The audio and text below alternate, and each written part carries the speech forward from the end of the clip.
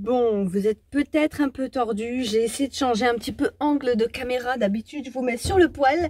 Là, on va essayer de changer parce que mes jambes, mon Dieu, au secours. Et on se retrouve aujourd'hui d'ailleurs pour parler donc de livres. Et on enchaîne avec Frieren, le tome 2. Et on se retrouve donc juste là où on s'était laissé dans le précédent. Et on devait aller, je crois, pardon, je fais comme si j'y étais dedans, mais bon. Et du coup, ouais, avec Frieren et sa partenaire, elle devait aller au château du roi des démons. Pourquoi? Je crois que c'était pour récupérer un grimoire, il me semble. J'avoue que je suis à peu près le truc, je suis tellement embourbée dans le machin, mais là, on a donc, vous avez vu, un nouveau personnage qui s'y ramène, c'est Stark, donc c'est le fils adoptif, on va dire, du nain là, je sais plus son nom parce qu'ils ont des noms là-dedans. J'ai l'impression aussi qu'il y a de l'allemand, donc c'est pour ça à des moments avec les noms, oh là là, je m'y perds. Donc là j'ai déjà Frieren, je crois d'abord que ça se prononce Frieren, un truc comme ça. Enfin bref, du coup la petite là c'est Fern et la Stark et donc on on va rencontrer ce nouveau personnage qui est du coup l'apprenti du guerrier nain. Et alors je crois qu'on ne sait pas trop dans quelles circonstances ils sont rencontrés. Pour Fern, c'était donc le prêtre là. Et je crois qu'il l'avait croisée parce qu'elle venait de perdre ses parents ou qu'elle allait se suicider. Si elle allait se suicider, elle était près d'une crevasse, elle allait se jeter dans le vide et puis il l'a recueillie comme ça. Alors que pour Stark, on n'en sait rien du tout. Et donc du coup, on rencontre ce nouveau perso qui est, on va dire, un héros. Il a repoussé un dragon, sauf qu'on découvre que c'est un peureux quoi. Ah quoi que si, ça y est, je me souviens. Il avait fui son village attaqué par des démons, il me semble. Et vu que au final on découvre que le nain est un peu peureux aussi, donc il l'a recueilli et bon il lui a appris quand même ce qu'il savait, mais du coup il en a fait un guerrier et il propose à Frieren de le prendre sous son aile au final. Et au final on se rend compte qu'on a notre petit trio là, et c'est marrant parce que du coup on a Fern qui est la fille adoptive on va dire du prêtre, et Stark qui est le fils adoptif du nain. Et c'est marrant comme on a l'impression qu'il y a un cycle, tu sais, qui se répète. Et il manque plus que, tu sais, genre le fils ou la fille adoptive du héros Imel. Elle sait bien ça, chercher son nom. Mais du coup, ouais, il manque plus que sa descendance à lui, en gros, même si c'est pas vraiment la descendance des deux autres, hein, ils sont adoptés. Mais tu vois un petit peu le principe derrière, tu sais, et on dirait que l'histoire se répète encore, même si là, du coup, il y a plus trop de monde menacé. Il y a toujours des démons, bien sûr, ils ont pas tous éliminés. Et d'ailleurs, on voit pour la première fois les démons.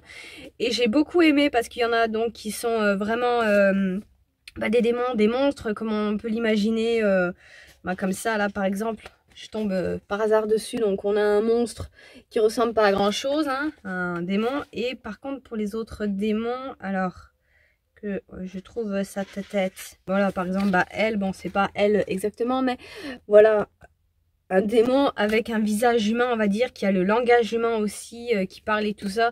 Et on voit que c'est assez particulier parce que il parle l'humain, mais c'est plus, ouais, c'est des prédateurs en fait. Tu vois que c'est limite. Est-ce qu'il y a un animal qui fait ça? Je sais pas, c'est un animal qui imite le bruit de quelqu'un, ou je dis ça, mais l'être humain, on a, tu sais, des sifflets, des trucs comme ça pour attirer, genre les oiseaux, les trucs comme ça, tu sais.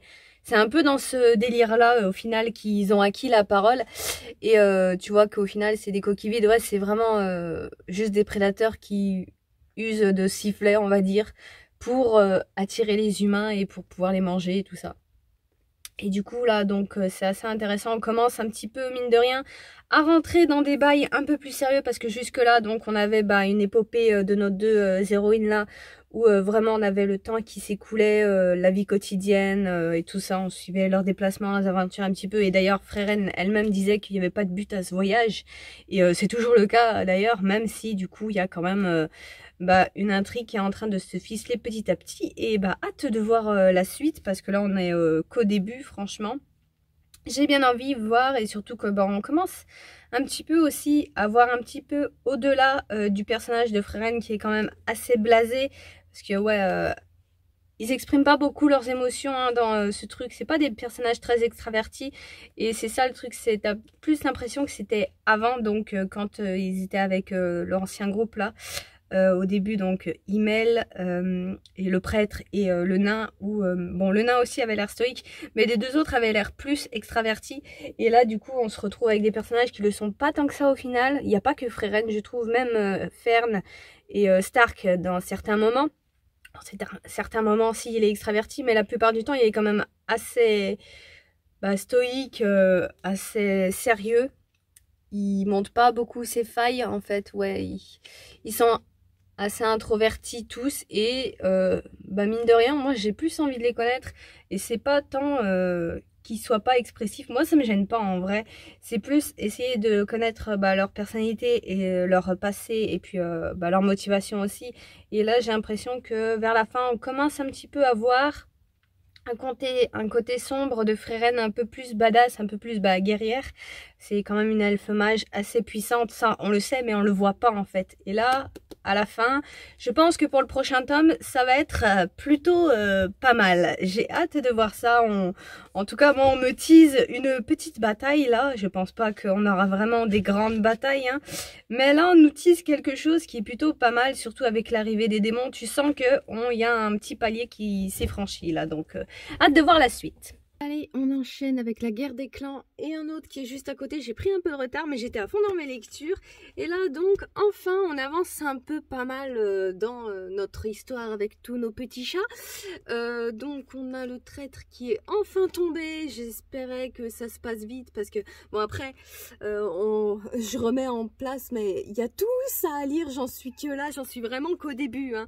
Je m'excite parce qu'il se passe plein de choses, mais je pense que, comparé à ce qui va suivre après, c'est rien en fait, mais on apprend pas mal de trucs, on apprend des trucs sur le chef, il y a un peu des trucs qui se mettent en place, peut-être par la suite des alliances, peut-être des clans qui vont fusionner, en tout cas je sais pas, c'est bien parti en tout cas avec l'ami de notre protagoniste qu'on suit, je sais plus son nom, faut dire que je me souviens, Cœur de Feu, donc c'est notre protagoniste, et je crois que c'est Plume Grise, son pote, mais en tout cas voilà, il avait une idylle avec une chatte ennemie, et du coup, vu la fin, je me demande, ouais, vraiment si au final les clans ils vont pas finir par fusionner, ou je sais pas, parce que quand même pour des règles où chacun doit rester dans son clan, chacun doit rester sur son territoire et tout ça, je trouve qu'ils se mélangent quand même pas mal et que c'est vachement accepté, donc bon, pour moi, hein, je pense que là on commence un peu à effleurer ce qui potentiellement va arriver par la suite. Mais bon, on le verra bien. Et ouais,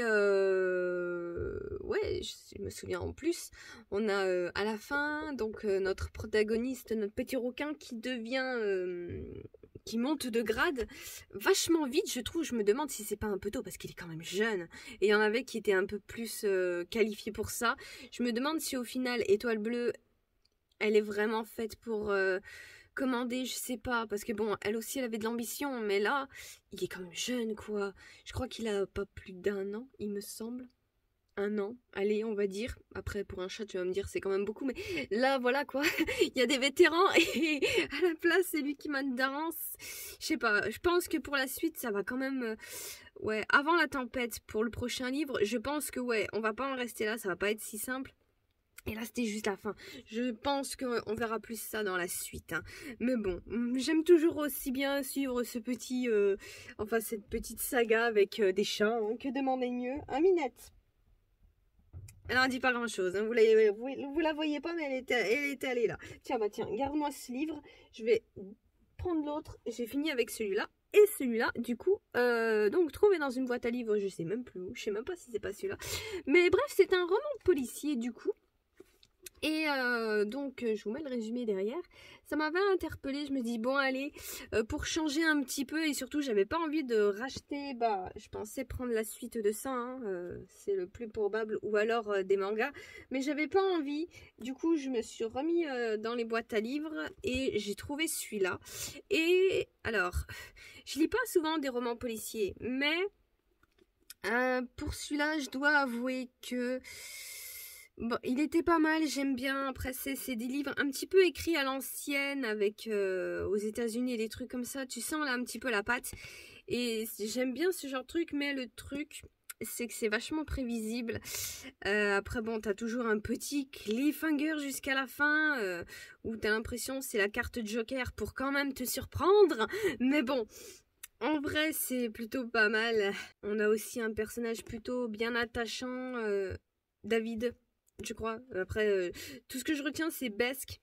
Enfin, son nom, parce que c'est un docteur. Je crois que c'est un...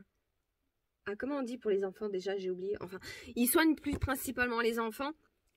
Et du coup, ben, on l'appelle Docteur Besk ou Besk tout simplement. Et c'est vrai que normalement il s'appelle David, mais j'ai l'habitude que tout au long on l'appelle comme ça du coup. Mais ouais, c'est un de ces personnages que j'aime bien, qui détonne un petit peu. C'est en nous, donc c'est vrai que j'ai pas vraiment fait le résumé du livre. Mais bon, même si je vous ai montré celui du dos, mais du coup on suit un homme en deuil qui perd sa femme tragiquement avec un serial killer.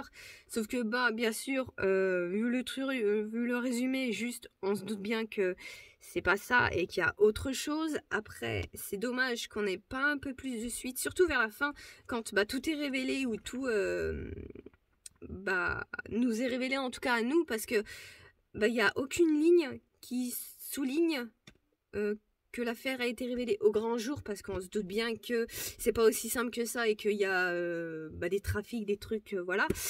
Mais du coup, on n'a pas du tout de nouvelles de ça. On a juste bah, le mystère essentiel. Et on n'a pas vraiment la suite, donc on reste un peu sur notre fin, mais bon... Est-ce qu'on peut pas se faire nous-mêmes notre fin? J'ai envie de te dire, au bout d'un moment, avec ce genre de truc, la corruption et tout ça, on sait comment ça se passe en général, surtout dans ce genre de pays, donc bon, on peut se l'imaginer ou on peut fantasmer, allez, on va se dire, l'autre il est bien mort, et tout finit bien, mais bon, après bon, j'ai pas l'impression qu'il y ait des suites, en tout cas il n'y a rien qui laisse penser. Bon, j'ai vu qu'il y avait d'autres livres, après... Bon, je pense pas que je le commanderais, mais dans le doute, si j'y tombe, celui-là me disparut à jamais. J'ai l'impression que c'est un peu dans les mêmes vibes. Je sais pas s'il a fait que des romans policiers ou s'il a fait d'autres thrillers. Mais en tout cas, j'aime bien. Pour l'instant, c'est le premier... Bon, après, je dis ça, c'est le premier auteur...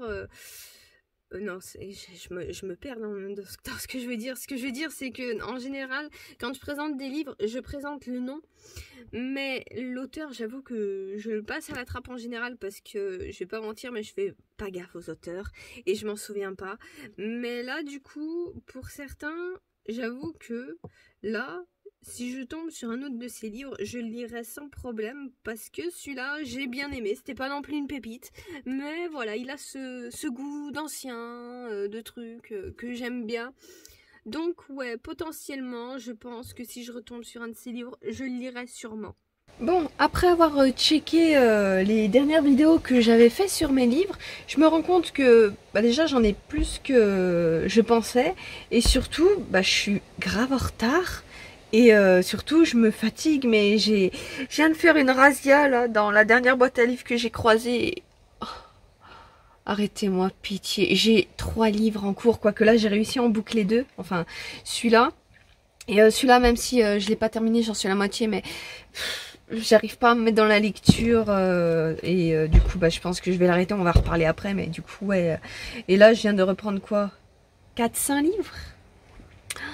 C'est abusé, c'est pour ça là, il faut que... On va parler vite fait donc de ces deux derniers là. Après, il me reste aussi celui-là. Mais celui-là, je sais que je vais le finir. Mais sinon, pour ces deux-là, donc, on va commencer pour celui-là que je viens de finir. Parole d'étoile, donc, qui est des témoignages d'enfants qui ont été cachés pendant du coup, la Seconde Guerre mondiale et donc qui étaient placés dans des familles, dans des orphelinats, mais aussi dans des asiles parfois. Et donc on a un peu toute la déroulée parce que c'est vrai que le livre en fait ils le disent au début, ils l'expliquent. Ils ont classé donc les lettres par chapitre, on va dire. Attends que je te retrouve ça. En bas de la page, tu vois, on a tempête, nuit, machin, naufrage, terre. Donc ils ont un petit peu, pour qu'il y ait une chronologie en fait, qu'on s'y perd pas. Donc on a le début de la guerre, les petits interdictions qui se mettent en place. Les juifs n'ont plus le droit d'aller ici, d'aller là, nanana, avec les fameux écriteaux interdits aux chiens et aux juifs. On connaît, on a déjà vu tout ça. Et donc les déroulés de la guerre et puis l'après et surtout l'après aussi où tu découvres pas mal de trucs même après la guerre que se finisse tout ça. C'est vrai qu'on a souvent l'image, en tout cas de ce qu'on nous raconte à l'école, en tout cas moi les peu de souvenirs que j'ai de ça. On n'en parle pas vraiment, on parle de la libération, de la joie de tout le monde, mais on parle pas en fait de l'envers du décor on va dire, parce que pas des retombées, parce que c'est clair que donc il y a eu beaucoup de traumatisme et tout ça, on le sait. Par contre les retombées genre le racisme et tout ça qui disparaît pas vraiment, les discriminations restent quand même vachement ancrées, surtout que là en plus c'est vrai que j'ai pas précisé mais c'est des enfants essentiellement de témoignages français, donc en France et tout ça, et c'est vrai que ça aussi mine de rien c'est pas souvent dit que en France aussi on a eu notre part aussi de monstruosité, on n'a pas été hyper clean là-dessus. Et du coup, on se rend compte que même après tout ça, il y a eu un moment de retombée, il y a eu surtout aussi un moment de déni, on n'en parle pas, genre ça n'a pas existé, on oublie. Les enfants qui étaient du coup cachés, qui n'ont pas été vraiment dans les camps et tout ça, faut pas en parler. T'as pas vraiment souffert, enfin les trucs comme ça, et encore des phrases comme ça, le juif et tout ça qui continuent encore à être dites malgré la libération, malgré le signé par les Allemands et tout ça. Tu te dis voilà quoi. Encore je sais même pas si c'est un peu péjoratif aujourd'hui, je saurais pas dire en fait, parce que quand je sais pas, ça a toujours été un truc qui m'a fait tiquer, tu sais, quand on a des récits comme ça, parce que c'est pas la première fois que je lis des témoignages comme ça, bien sûr, mais du coup, il y a un truc qui fait tiquer, tu sais, à chaque fois, du coup, le mot juif devient insultant, en fait, et tu sais, c'est un petit peu, pour une vision plus globale, peut-être, qui va faire comprendre, c'est un petit peu aujourd'hui, quand tu es une personne de couleur noire, juste dire le mot noir, qui est un état de fait de la couleur de peau, c'était vu comme une insulte. Et je pense que ça l'est encore aujourd'hui. Même si je sais que j'ai entendu apparemment il y en a beaucoup qui essayent justement de casser ça, parce que c'est pas une insulte en fait, c'est juste un fait. C'est comme nous, si on disait blanc, c'est pas une insulte, c'est un fait. Là c'est pareil, tu vois. Et le mot juif est un peu pareil. Et aujourd'hui, même si après je sais pas, parce que c'est un peu compliqué, il faudrait avoir des témoignages de gens, mais après même pour ceux après la guerre qui donnent un petit peu de témoignages, qui ont fait leur vie, qui ont fait des familles et tout ça, bon à part les, comment on appelle ça, les traumatismes familiales, enfin tu sais, le traumatisme des parents qui se répercute sur les enfants qui eux n'ont pas vécu ça et qui, ça crée un décalage, je sais plus comment ça s'appelle, mais je sais que ouais, c'est genre des traumatismes intrafamiliaux, un truc comme ça. Et du coup, t'as beaucoup ça en finale qui ressort. Aussi le fait que les enfants ne reconnaissent plus du tout leurs parents. Surtout qu'il y en a qui étaient très jeunes. Je crois même qu'il y en a qui étaient sûrement bébés, jeunes bambins. On peut même pas... C'était vraiment des enfants en bas âge et du coup, qui ont vécu, heureusement, caché tout ça, hors de tout ça. Mais quand il a fallu retourner chez vrai papa et maman, ça a été quelque chose quoi. Et du coup les traumatismes qui sont ajoutés à ça, alors que de base il n'y en avait pas forcément. En tout cas bref, c'est plutôt pas mal comme témoignage, enfin pas mal, j'ai bien aimé, mais après c'est toujours intéressant d'avoir ce genre de témoignage, et surtout des enfants en fait. Après là bon, c'est raconter des souvenirs par des adultes. Mais tu vois quand même un truc, c'est que c'était des jeunes enfants et de leur adultes, de ce qu'ils nous racontent, je trouve ça fou quand même qu'ils aient autant de précision, autant de recul même sur ce qu'ils étaient avant, parce que même si tu as des enfants donc qui vivent mal la séparation normale et ils se sentaient abandonnés par leurs parents, ils pouvaient pas comprendre pourquoi, et ce qui est normal, même si ça devait déchirer le cœur des parents au passage, mais bon, tu prends du recul adulte et tu sais que c'est des enfants et c'est normal qu'ils comprennent pas. Sauf que à part ça, à part des trucs comme ça, bah globalement, je trouvais qu'ils avaient vachement de recul à un si jeune âge, quoi. Ils comprenaient vachement de choses, alors que, je crois, le plus vieux, c'était allé 9, 10 ans, un truc comme ça. Sinon, après, c'était vraiment tout en dessous de ça. Et vraiment, pour cet âge-là, je trouve que c'est quand même vachement beaucoup de recul. Et, je sais pas, c'est presque irréel au final, après. En tout cas, de mon point de vue. Après, bon, après j'ai pas grand chose à dire sur le truc. C'est des livres qui se lisent toujours très bien de toute façon. Hein. Bon, après je vais tenter de vous parler de celui-là, même si bah du coup j'ai lu pas tout à fait la moitié, mais presque. Mais c'est juste que j'arrive pas à me mettre dans l'histoire. C'est dommage pourtant parce que c'est plutôt pas mal. En fait, on est donc dans une enquête de police où on retrouve donc des fillettes, je crois, qui allaient passer à la maternelle, il me semble.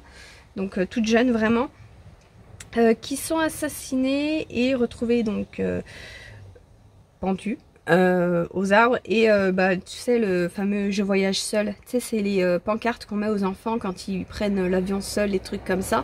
Sauf que là du coup bah c'est mis aux fillettes décédées. Et en fait le truc, je sais pas, c'est que dans un sens, ouais, l'enquête paraît plutôt pas mal et tout ça, mais je sais pas, j'ai du mal à m'y mettre dedans parce que ben on parle un peu trop, je sais pas, peut-être la vie personnelle des enquêteurs. On a déjà bah, plus de la moitié là. L'enquête commence à peine en fait, et tout le reste c'est ouais, donc on a notre enquêtrice, on va dire principale, Mia, donc qui a des problèmes avec sa famille, sa jumelle est morte, elle se shoot de médicaments, de boissons et tout ça. L'autre qui apparemment a des problèmes de, comment on dit déjà, d'héritage, un truc comme ça. Et je sais pas, ça me sort en fait de l'histoire. Je m'en fous un petit peu. Je trouve que ça prend beaucoup de place. D'habitude, ouais, on a des, bien sûr, on développe un peu les personnages secondaires, enfin les enquêteurs, ce qui est normal et tout ça, mais là je trouve que ça prend vachement de place, quoi. On est à la moitié du livre et on n'a pas beaucoup de consacré à l'enquête et plus bah, aux enquêteurs, et c'est pas pour ça. Moi j'ai envie de savoir pour l'enquête, en fait, je m'en fous un petit peu des enquêteurs, c'est secondaire, et du coup ouais, à cause de ça j'arrive pas à me mettre dans le bouquin. C'est dommage parce que j'ai vraiment envie bah, un peu de savoir, même si on a des indices.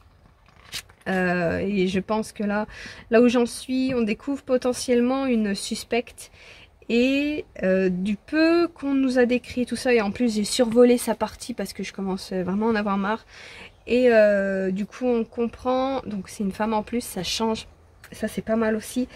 Et là on comprend donc apparemment qu'elle pourrait pas avoir d'enfant, ou qu'elle a pu, mais peut-être qu'à suite une fausse couche elle peut plus, enfin on comprend que c'est quelqu'un qui peut pas avoir d'enfant, et apparemment peut-être qu'il y aurait un lien avec tout ça.